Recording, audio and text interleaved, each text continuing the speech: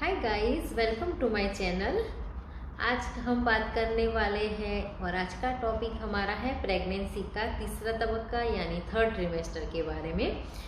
7वां, 8वां और 9वां महीना, week 28 two week 40 और वीक 28 टू जब बेबी बॉर्न होता है तब तक का टाइम।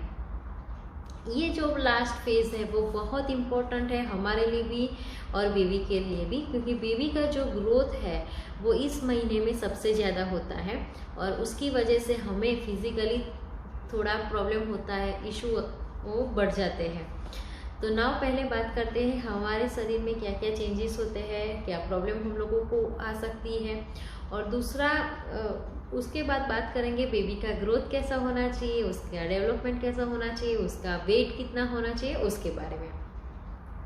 तो नाउ पहले बात करते हैं हमारे शरीर में क्या क्या चेंजेस होते हैं। तो सबसे पहले है बेबी का ग्रोथ, जैसे बताया इस 3 महीने में सबसे ज़्यादा होता है, तो उसकी वजह से पेट में थोड़ा सा वजन आने की वजह से हमारा जो यूरिन पार्ट है उस पर प्रेशर बढ़ता है और उस प्रेशर की वजह से हमें बार बार पेशाब जाना पड़ता है। तो ये जो पेशाब का प्रॉब्लम है, यूरिन का प्रॉब्लम है, वो वैसे तो थ्रू आउट प्रेगनेंसी रहता है, पर ये लास्ट मंथ में ज़्यादा रहता है।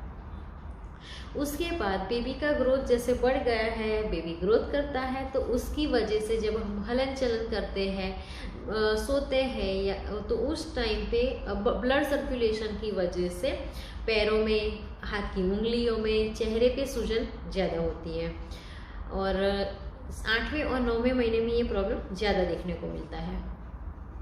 उसके बाद बेबी एक्टिव होता है तो वो मुंह ज़्यादा करता है, तो उसकी वजह से कभी कभी शॉर्ट ब्रीदिंग का प्रॉब्लम भी होता है।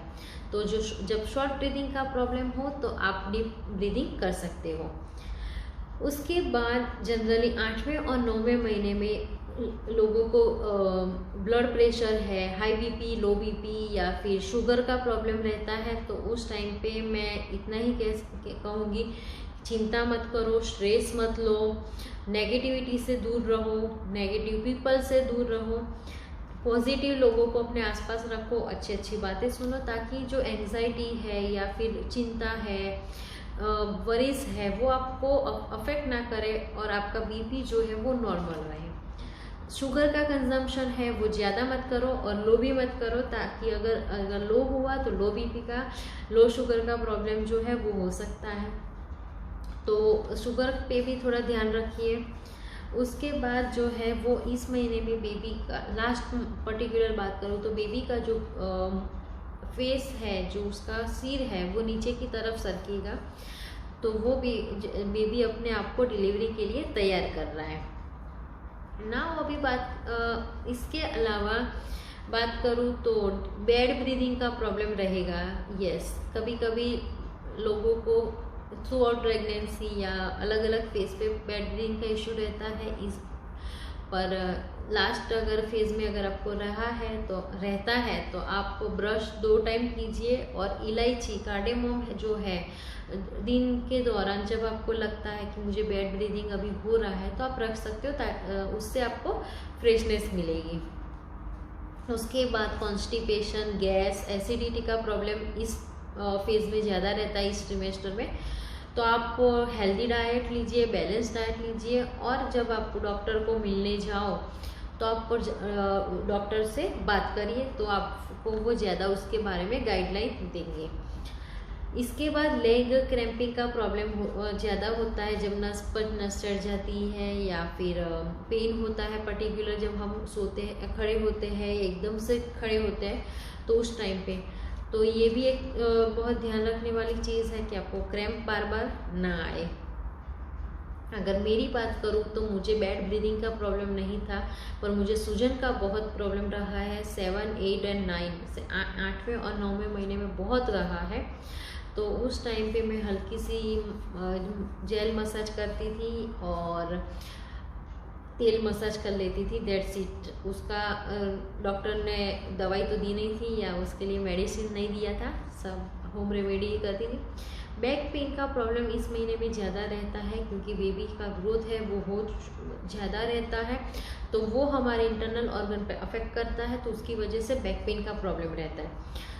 तो बैक पेन में बहुत ध्यान रखना है कि 7वें महीने से आपके डिलीवरी तक सीधा नहीं सुना है, यानी कमर के भाग नहीं सुना है, आपको साइड बाय साइड सुना है। पर मैं सजेस्ट करती हूँ कि आप चौथे महीने से ही प्रैक्टिस करो साइड बाय सोने की, ताकि आपकी जो बैक है उस पर ज़्यादा वजन ना आए और आपको बैक पेन का प्रॉब्लम ना हो, क्योंकि कभी कभी बैक पेन का प्रॉब्लम लाइफ टाइम रहता है इसकी वजह से। तो जब अगर फिर भी आपको लगता है कि बैक पेन है, तो वो गर्म पानी की जो थैली आती है वो आप उसको बैग अपने नीचे रख सकते हो। वो बहुत बेस्ट रेमेडी है जो मैं जनरली यूज़ करती थी मेरे लास्ट मंथ में, तो उससे ज़्यादा रिलीफ मिलता है।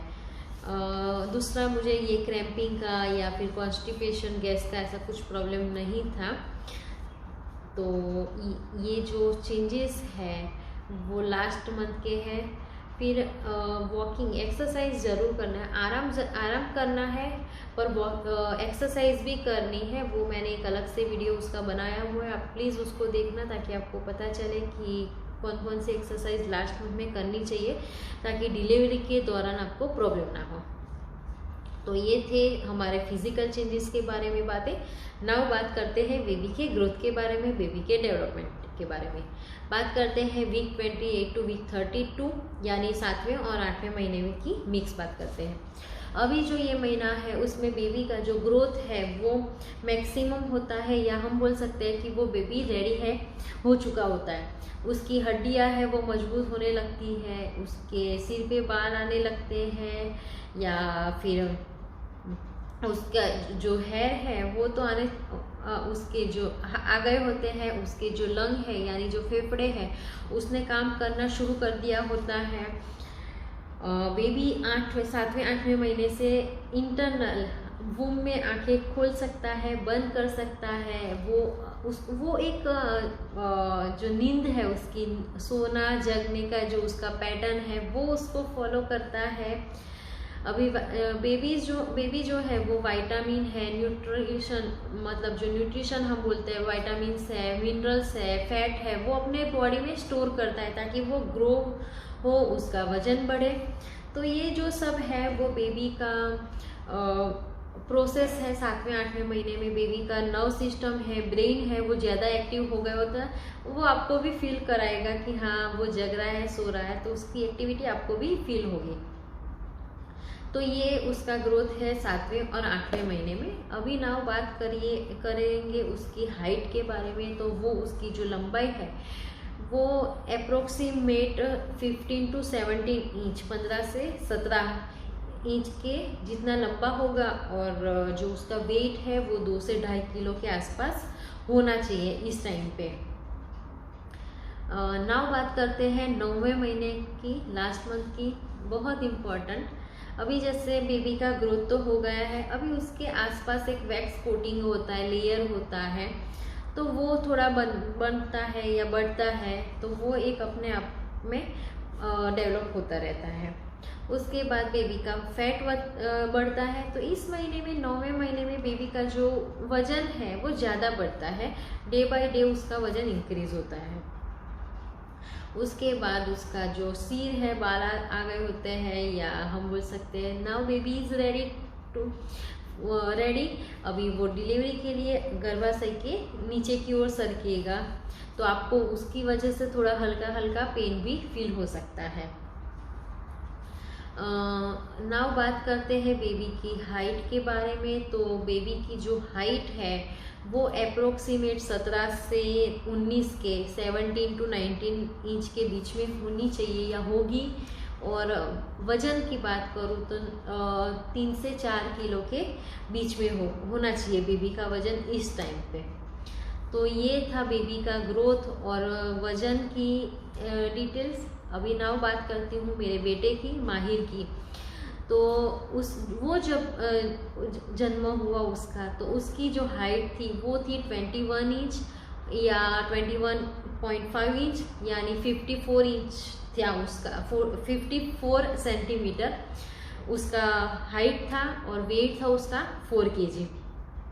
तो ये जो हाइट थी वो मैंने इसलिए बताई, वो एक अप्रोक्सी हाइट मैंने आपको बताई थी, पर मेरी बेबी का एक्चुअल हाइट 54 सेंटीमीटर था, ताकि आपको थोड़ा आइडिया आए कि अप्रोक्सीमेट है। और हाइट जो है वो माता पिता के पेरेंट्स के ऊपर भी डिपेंड करता है।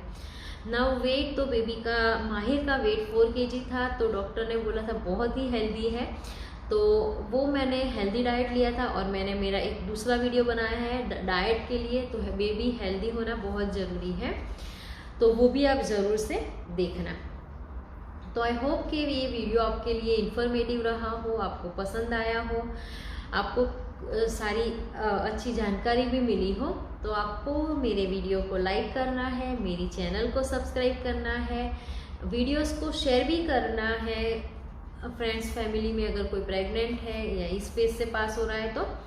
दूसरे मेरे वीडियोस जो मैंने डिस्क्रिप्शन में दिए हुए हैं ट्रिमेस्टर 1-2 के और प्रेगनेंसी के बारे में, तो वो भी आप ज़रूर से देखना।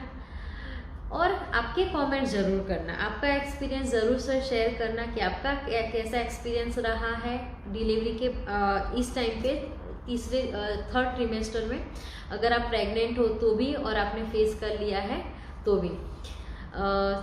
देन अभी के लिए thank you so much watching me till then, see you, bye bye, stay happy, stay healthy, enjoy your pregnancy, bye bye.